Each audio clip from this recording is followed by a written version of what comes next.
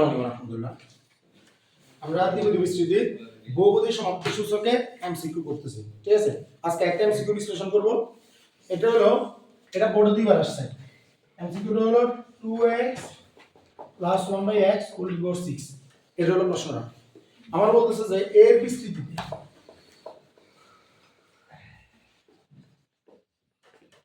বিস্তৃতিতে এক নাম্বার অপশনে রাখা আছে পদ সংখ্যা 7।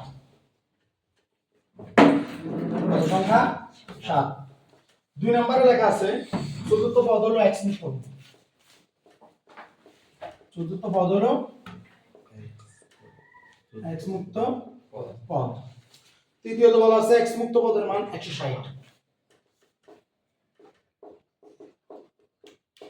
x মুক্ত পদের মান 160। এটা আমার কাছে অপশন দেওয়া আছে। आंसर কি 1 ও 2। আমাকে দেওয়া আছে 1 ও 3। আমাকে দেওয়া আছে 2 ও 3। আমাকে দেওয়া আছে 1 2 3।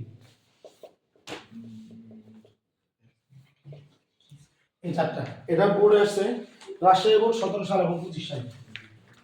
রাজশাহী বোর্ড 25 আর 17 দুটো ইয়ার আসছে। ঠিক আছে, খুব ভালো করে খেয়াল করেন।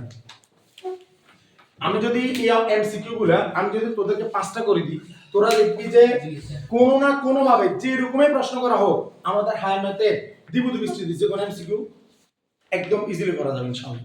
জাস্ট আমি যদি তোদেরকে 5টা বা মনে হয় 3টা করে দিলে আল্লাহর মতো হবে। তো আমরা আজকে প্রথম করতেছি। ঠিক আছে, যদি এগুলো আগে করা অন শুধু রিভাইজ দেওয়ার জন্য 2x + 1/x = 6 এর বিস্তৃতিতে পদ সংখ্যা 7।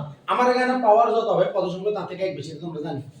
জানি না পদ সংখ্যা সবসময় পাওয়ার যত তার থেকে এক বেশি। পাওয়ার কে বলা হয় n, আর পদ সংখ্যা হলো n + 1। তাহলে আমাদের পাওয়ার হলো 6, তাহলে পদ সংখ্যা 6 কে যোগ করলে 7। তাহলে আমাদের প্রথম আনসারটা কি আছে? ওকে আছে। চতুর্থ পদ x মুক্ত পদ। কি বলছে? চতুর্থ পদ x মুক্ত পদ। তাহলে আমরা চতুর্থ পদ x মুক্ত পদ কিনা আমরা জানি না।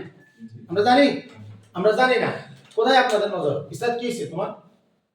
কেন ওইদিকে তাকাইছো? ও চতুর্থ পদ x মুক্ত পদ। ঠিক আছে, তাহলে সরে যেতে বলছো ওটা মুক্ত পদ। চতুর্থ পদ x মুক্ত পদ বলছ না? চতুর্থ পদ আমাকে x মুক্ত পদ বলছে। আমি জানি না চতুর্থ পদ x মুক্ত পদ কিনা। আমরা জানি সব সময় যততম পদ বলুক সেটা হলো r + 1 তম পদ।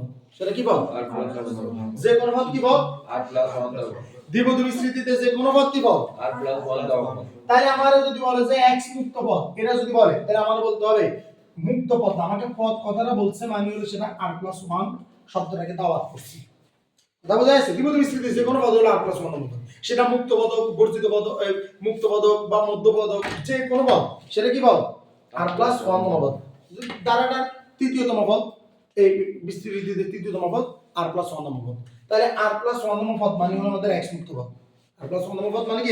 x মুক্ত পদ। তাহলে r + 1 তম পদ যদি x মুক্ত পদ হয়, আমরা যে কোন পদ আমরা বের করি, আমাদের যে কোন পদ আমরা বের করি হলো আমাদেরকে দিতে হবে কন্ডিশনটা কি? n r বা ncr। মনে আছে তো? আর প্রথম পদকে যদি আমরা এই ধরি তাহলে হবে a⁴n - r।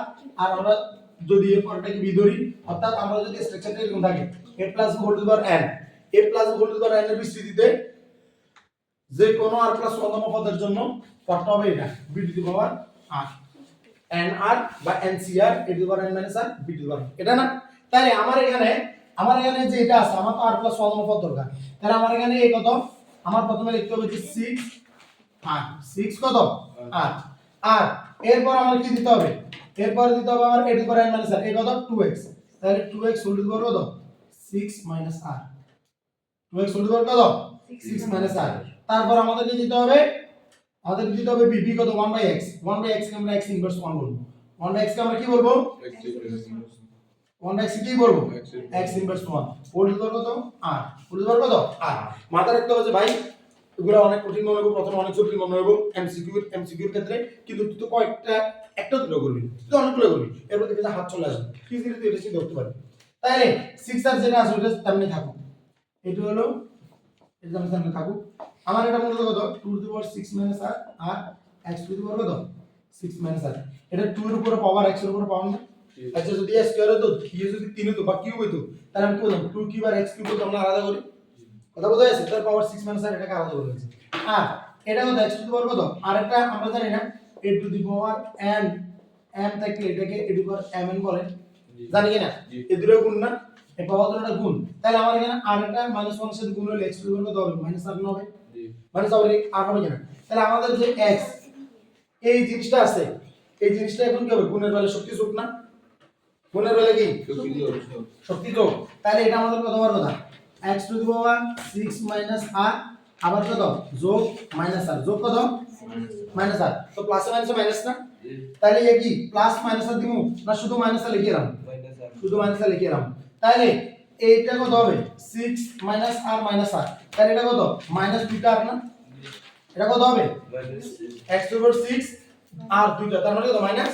2r তাহলে এটা হবে 6 মাইনাস 2r এখন তার মানে আমরা দাঁড়াচ্ছে 2 to the power 6 minus r আর এটা হলো 6r তাহলে এই যে চলো আমাদের যে অঙ্কটার অবস্থা তাহলে এখন আমার বলছে x মুক্ত পদ মানে কি x এটা থাকবে না x এটা থাকবে না কখন x এটা বাদ হবে আজকে যদি x এর উপরে পাওয়ার 0 হতো তাহলে না आंसर 1 হতো তাহলে আমাদের x এর উপরে পাওয়ারটা যদি 0 হতো তাহলে না आंसरটা x মুক্ত পদ হতো তাহলে আমরা লিখব প্রশ্ন অনুসারে কি লিখব প্রশ্ন অনুসারে কারণ এটা এমসিকিউর জন্য যেরকম ইম্পর্টেন্ট এটা সিকিউর এই শর্ট কোশ্চেনের জন্য কি আর সেরকম ইম্পর্টেন্ট আবার এটা কিন্তু সৃজনশীলেও 4 নম্বরেও আসে কথা বোঝা যাচ্ছে তার মানে x টু দি পাওয়ার আমাদের এখানে যে 6 2 টা আছে এটা হওয়ার কথা 0 এটা কত হওয়ার কথা 0 হওয়ার কথা তাহলে 0 হওয়ার কথা মানে কত 6 ইজ ইকুয়াল টু 2 আর না 6 ইজ ইকুয়াল টু 2 আর তাহলে আমাদের বাইরে তো কারণ আর মান না আর ইজ ইকুয়াল টু আর এর লগে 2 গুণ তাহলে 2 ভাগ হচ্ছে 6 তাহলে 2 দিয়ে 6 ভাগ করলে কত 3 না